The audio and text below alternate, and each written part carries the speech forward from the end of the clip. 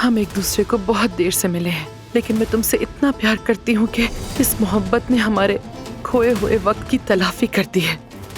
सबिया साहिबा, आप अलविदाई अंदाज में क्यों बात कर रही हैं? हाँ बोलो। तुमसे मिलना चाहती हूँ मैं। वो किस लिए? हॉस्पिटल बेचना चाहती हूँ। हमने सबिया साहिबा का सुराग खो दिया। ये क्या बोल रहे हो तुम?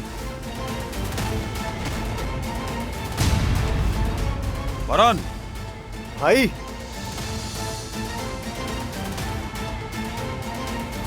हम कहाँ जा रहे हैं? अगर तुम ऐसे ही चलाती रहोगी तो हमारी मंजिल वाज़ेह है। गाड़ी ऐसा करो मैंने कहा।